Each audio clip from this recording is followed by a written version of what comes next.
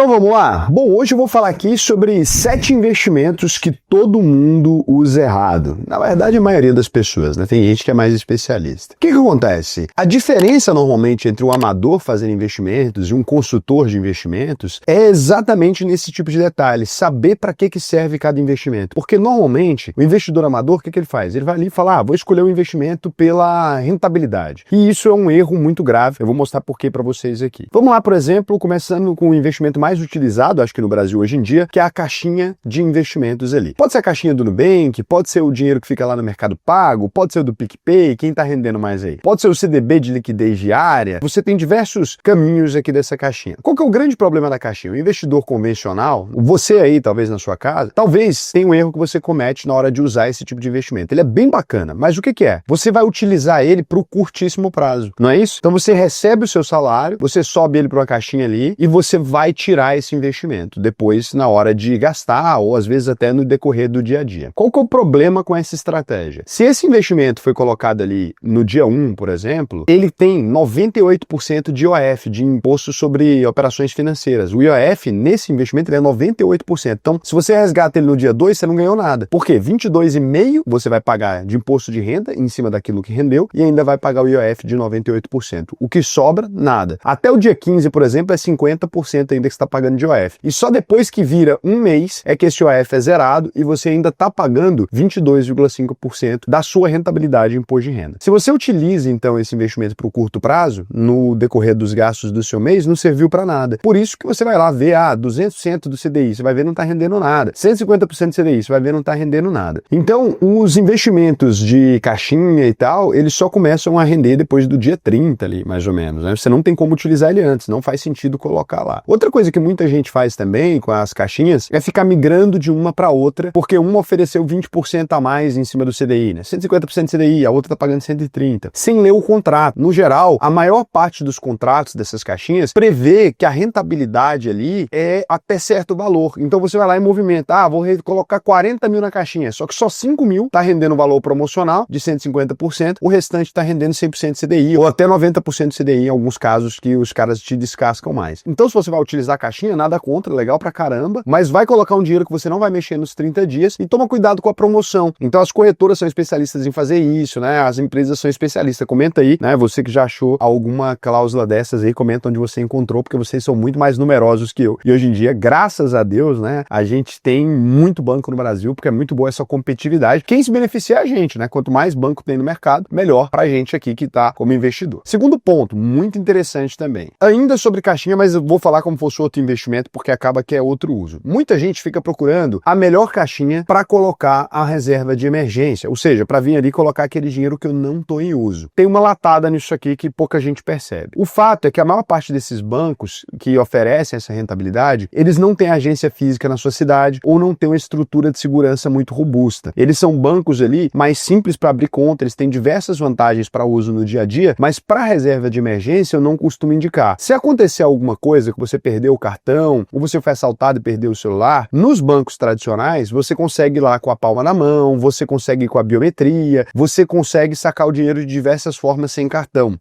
e sem ter esse vínculo ali dentro, porque você tem agências físicas ainda. No caso dos bancos digitais, e olha que eu sou proprietário de uma plataforma que é 100% digital, né? Tô aqui falando até contra mim mesmo, não tenho problema de falar isso. Nesses bancos não compensa tanto você manter sua reserva de emergência total. Posso pegar, Raul? Então coloco metade num banco digital, que tá rendendo legal, e a outra metade eu deixo num banco grande? Pode ser a Caixa Econômica e o Banco do Brasil, que é banco público, para não falar que eu tô beneficiando ninguém aqui. Por quê? Porque se você deixa nesses bancos, você consegue pegar o seu dinheiro com mais facilidade no caso de uma crise. Esses bancos têm agências até obrigatórias em cidades com mais de X habitantes ali. Então acho que não é o lugar, muita gente usa errado, e eu já vi muita gente arrumar problema com isso, tá? Porque muitas vezes o sistema desses bancos sai do ar, e aí você não consegue, e os outros bancos mais tradicionais eles já estão acostumados a lidar com isso. E outra coisa é que nos bloqueios judiciais ou nos bloqueios arbitrários, como acontece aleatoriamente, os bancos digitais eles costumam bloquear os clientes e deletar as contas com muito mais facilidade, cara. E aí você tá ali num dia, vamos supor, num problema muito sério e do nada sua conta foi apagada, né? Não quero falar o nome de nenhum banco aqui para não prejudicar e nem ficar fazendo guerrinha, mas várias pessoas que me seguem aqui já passaram por esse problema. O cara, num dia ele tava precisando do dinheiro, tava numa urgência, o banco deletou a conta dele, e aí, poxa, a reserva de emergência você precisou usar ali e acabou não servindo para absolutamente nada, né? Fez sua parte, mas na hora de colocar não funciona muito muito bem. E aí o investimento que era para utilizar para curto prazo, né, você pode pegar ele num secundário, alguma coisa, as pessoas acabam usando ele para longo prazo, que é o terceiro investimento. A LCI e LCA, né, vou colocar dois juntos para a gente economizar e eu falar mais dicas, mas olha só, quando você vai para a letra de crédito imobiliário, a letra de crédito agrícola, cara, é a maior bobeira que os caras dão aí, porque é o seguinte, você vai lá e coloca um dinheiro nesse investimento aqui pro longuíssimo prazo. Então às vezes você pega um LCA de 3 anos ali, um LCA de 4 anos. Se você não fizer o comparador de taxa, no geral você vai estar perdendo dinheiro. Por quê? Porque a LCI e a LCA, elas são isentas de imposto de renda. Isso significa que você pode pôr dinheiro nelas e pode tirar a qualquer momento. Então, elas não têm aquela tabela regressiva que vai de 22,5 de imposto até a 15, que é retido direto na fonte, que você não tem nem como não pagar, né? Só que aí, vou colocar aqui, ó, comparador de renda fixa e investidor sardinha. Aí, quando eles oferecem ela para um prazo mais longo, normalmente ela tá com a rentabilidade até pior. E aí você acaba por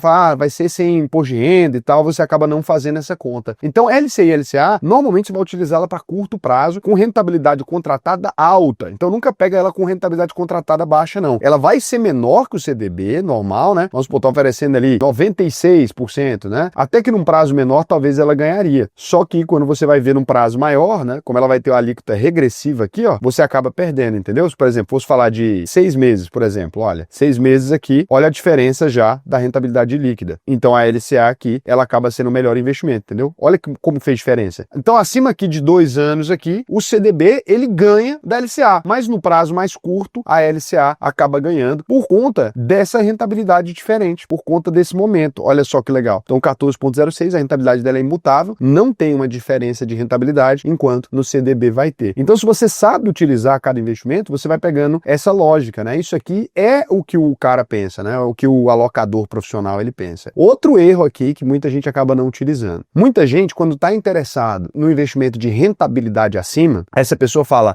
eu vou atrás de um prefixado de mercado secundário, e aí vai ter um prefixado de mercado secundário que vai render 30 dias, né? Ou seja, um título que alguém desistiu dele, um CDBzinho, e tal. Você tem que entender que toda vez que você está procurando mais rentabilidade, você pode procurar por uma camada a mais de risco. Então é normal. Toda vez que você vai procurar mais rentabilidade, você vai procurar mais risco. Em vez de pegar um título de um CDB, de um banco arriscado, por causa do FGC, o que você pode fazer? Você pode dar uma procurada em CRI, CRA e debênture incentivada. São investimentos igualmente isentos de imposto de renda, não tem imposto de renda, e muitas vezes você encontra ali, igual o Madeira emitiu agora, IPCA mais 9,70, IPCA mais 9,50. Ou seja, é um tipo de investimento que, isento de imposto de renda, está rendendo 13, 14, né? Às vezes vai render até mais, dependendo da inflação. E você consegue encontrar prefixado de 17, de 18. Você consegue encontrar ali nos CRIs e CRAs, isso com a maior tranquilidade. Quais são os riscos que você tem? O risco da empresa. Então, óbvio, vou ter que fazer uma avaliação de crédito, vou ter que dar uma analisada melhor, mas você já consegue fazer isso aí. Então, esse é um tipo de investimento que não está popular ainda no Brasil. Às vezes a pessoa acaba tomando um risco bem maior do que precisava, podendo encontrar. Bom, você foi analítica, pontuar o VP, aqui em outros, você pode vir na área de renda fixa. A gente criou aqui uma seleção dos investimentos, né? Então você hoje em dia consegue consultar, você não fica refém só das informações que tem na sua corretora. Aqui puxa, por exemplo, várias debêntures que estão disponíveis no mercado, puxa tudo. Você pode vir aqui olhar o que tem de legal também no mercado. Não vou dizer que o sistema já está pronto, ele não está ainda, tá? Eu não estou conseguindo listar tudo ainda, porque, cara, o pessoal fecha para você não conseguir puxar, mas aqui você já consegue encontrar algumas coisas bem legais e você já consegue selecionar, eu quero com cobertura da FGC, eu não quero. Ainda estamos melhorando, né? Inclusive a gente conta com a participação de vocês aí para a gente melhorar essa ferramenta ainda mais. Ela está disponível para vocês aí, pode utilizar. Isso é uma coisa legal para vocês fazerem se quiser pesquisar sobre esses CRIs e CRAs. Eu fiz um vídeo gratuito aqui também, só sobre CRI e CRA. Outro investimento que está sendo mal utilizado são pessoas que, com medo do governo, com medo de algumas coisas, elas estão começando a utilizar ações como estratégia de médio prazo. Isso aqui é um erro muito grave também, porque é o seguinte, você vem aqui e fala, olha, eu tô aqui com um investimento que eu vou fazer na ação tal para sair daqui a pouco. Ação não é investimento de médio prazo. Você pode ter, Raul, mas a taxa de juros vai começar a cair, né? O Galípolo já disse, já sinalizou. Galera, pode ser que amanhã o Trump aplique alguma sanção, etc. O Brasil tem que estender um pouco mais. Aí o Brasil tem que estender um pouco mais, você fez um investimento, né? Para médio prazo não vai conseguir dar saída. Aí você estava pensando nisso para comprar uma casa, alguma coisa assim. Pô, latada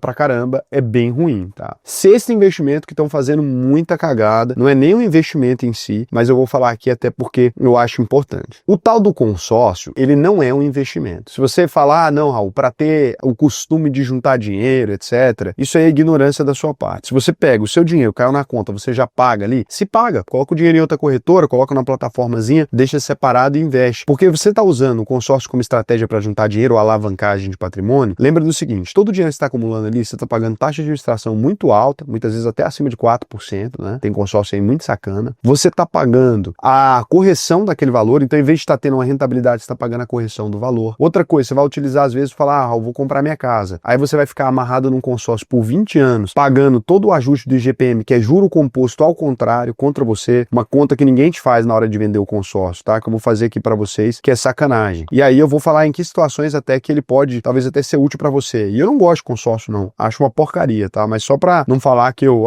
nenhum cenário, tá? Mas é o seguinte, imagina, você vai fazer um consórcio, vou pagar R$1.500 por mês, né? Aí, aqui tem um problema no consórcio que essa parcela vai ser reajustada. E olha a sacanagem que é, porque, por exemplo, você começou pagando o consórcio, olha o problema que você vai ter. Esse R$1.000 aqui, ele era R$1.500. Só que aí vamos supor que a inflação, né, aqui do período, no Brasil ela é 6% e o seu consórcio está corrigindo pela inflação. E aí você fez uma carta consórcio de 20 anos. Sua parcela vai para esse valor aqui, R$4.810. Muitas vezes o salário do Brasil ele não consegue crescer na mesma janela que a inflação. Se a gente olha para quem faz consórcio para 30 anos, por exemplo, olha o que vai acontecer. Então minha parcela começou em 1.500, vai para 8.615, né? Então assim, não é do dia para a noite, mas esse processo vai acontecendo. Isso não é te avisado na hora que você vai fazer. Falar, não, você vai reajustar o valor do bem. O bem é reajustado. Não é o bem que é reajustado, é sua parcela que é reajustada para corrigir o bem. E se você já foi contemplado, você está com a sua casa aqui já, se fosse no sistema de financiamento, você ia estar pagando uma tabela decrescente, ou seja, comecei pagando 4.000, vou terminar pagando 1.000. E aqui a tabela é crescente. Então, lembra desse cenário, não utiliza isso em coisas de longo prazo. Se você for utilizar para comprar um carro, para fazer alguma coisa menor, que você olhou ali, fez a conta, estava muito menor que os juros, conseguiu fazer alguma coisa, eu ainda acho perigoso. É ficar uma exposição de risco mais alta, mas pode até ser que faça sentido em alguns cenários. Mas eu evitaria, tá? Eu, sinceramente, acho que acaba sendo burrice. Na maior parte dos casos, quando eu vi, acho burrice. Inclusive, por isso, eu não trabalho vendendo produto, mesmo ele estando disponível lá na plataforma da UVP. Por quê? A UVP utiliza a plataforma do BTG, o BTG é um grande vendedor de consórcio, tá lá dentro da nossa plataforma, eu não indico para cliente nenhum, tá? Nunca indiquei esse produto, nunca coloquei na carteira de nenhum cliente meu. Pode aí, quem é meu aluno, cliente, etc., pode comentar aí que, olha, mesmo podendo, sabe que me pagaria muito dinheiro. A comissão é gigantesca. Eu nunca coloquei porque eu respeito o dinheiro dos clientes e, cara, tô fora, né? Eu prefiro que minha empresa dure no longo prazo do que ficar vendendo uma coisa que daqui 10 anos, 15 anos vai começar a me dar dor de cabeça porque os clientes falam, você não me avisou. Outra coisa muito importante, tá? Outro investimento que as pessoas estão utilizando errado. Seguro de vida. Tem muita gente que não tem necessidade de fazer um seguro de vida e tá fazendo. O seguro de vida, quando você tá no começo da sua vida financeira, quando você tem aqui um patrimônio que é condizente com isso, ou seja, eu tô exposto a um risco, tenho família, tô correndo um risco legal e eu ainda não tenho um patrimônio que baixe, ele pode ser muito útil, tem que analisar as situações, já falei em que caso que vale também um vídeo aqui. Agora, tem muita empresa empurrando seguro em todos os clientes sem fazer sentido nenhum. Você tem que calcular e ver se faz sentido para você. E quando você vai comprar o seguro, principalmente das duas maiores do mercado, elas têm um tal de um produto, uma chama de vida toda, o outro chama de seguro perene, outra, cada uma chama de um jeito. Que é uma parte do seguro que ele não é um seguro. O seguro é assim, eu pago uma taxa pequena, se algo me acontece, eu vou ter um volume muito maior de resgatável. A mesma coisa com o carro. Eu pago R$1.000 por ano, se der um BO, eu ganho 80 mil. Não é isso? Se der algum problema. Quando te vendem um negócio que você vai 1.000 e vai acumulando mês a mês, isso é um investimento. Se esse investimento está rendendo a uma taxa baixa, ele é uma porcaria. E normalmente esse negócio que estão te vendendo é um investimento porcaria. Então muito melhor seria você fazer uma previdência para você e colocar esse dinheiro ali. Então tem que entender para que serve cada coisa. É óbvio, né? Todas as estratégias, pessoal, não estou aqui para atacar profissionais, não estou aqui para atacar quem está fazendo os investimentos, cada um tem que fazer o que quiser. Eu acho que o conhecimento ele nunca é demais. Eu acho que quando a gente tem conhecimento acerca de dinheiro, a gente é menos passado para trás, a gente consegue construir coisas muito mais legais. Se você quiser construir isso comigo, porra, eu gostei, tem coisa aí, eu acho que tem verdade no que você disse, né? Não precisa concordar com tudo, mas se você quiser aprender mais, eu vou te recomendar aí, entra na uvp.com.br, clica no Faça Sua Análise de Perfil. A gente é uma empresa zero conflitada, então independente do que aconteça, eu vou sempre te falar a verdade. Você vai entrar lá, vai aprender tudo o que você precisa sobre investimento, sobre seguro, sobre previdência, sobre sucessão patrimonial, sobre saída fiscal do Brasil. Tudo isso tem dentro do ecossistema da UVP. A gente abre offshore, abre empresa para você nas Ilhas Caimã, né, para tirar o seu dinheiro daqui. Cara, tudo quanto é coisa que a gente faz. Agora, para quem tem que ser feito? Não é a qualquer custo, não é para te arrancar dinheiro, não é nada disso. Então, se você tem interesse em construir uma estratégia focada em você, mas eu não tenho tempo para entrar na escola, deixa de mentira. Eu sei que você passa horas scrollando coisa ali, vendo Reels, vendo TikTok, porcaria. Não é isso. A UVP é você assumir assumir que você precisa disso, entender que você vai ter que entrar pela escola. Ah, eu quero que faça para mim. Tudo bem, mas primeiro precisa aprender. A gente não gosta de enganar cliente. E para não enganar o cliente, a gente precisa entrar primeiro pela escola. Antigamente até a gente divulgava que, se tiver muito rico e tal, vai pela via mais rápida, entra pela consultoria. Isso só deu dor de cabeça. Porque você desenvolve uma estratégia pro cara que é a certa, como ele não tem conhecimento, ele não quer seguir essa estratégia, quer ficar vendo videozinho, quer ficar fazendo sei lá o quê. Quem tem tempo para ficar vendo videozinho, tem tempo para estudar a sério. Não é porque você passou dos 30, 40, 50 anos, agora eu não tenho mais tempo de estudar. Deixa de ser arrogante, tá? Eu tô aqui, inclusive, olha só, eu vim aqui estudar. Se eu achasse que sei de tudo, não estaria aqui. Quantos anos de mercado financeiro eu tenho? Tô aqui. Viajei para outro país, tô aqui em War, que é a maior universidade de economia do planeta Terra, parei minha vida, tirei tudo que eu tava fazendo, falei, pô, ficar 7 dias fora do trabalho, fora do escritório, empresa que fatura mais de 100 milhões, tô aqui aprendendo. Você não tem tempo para aprender?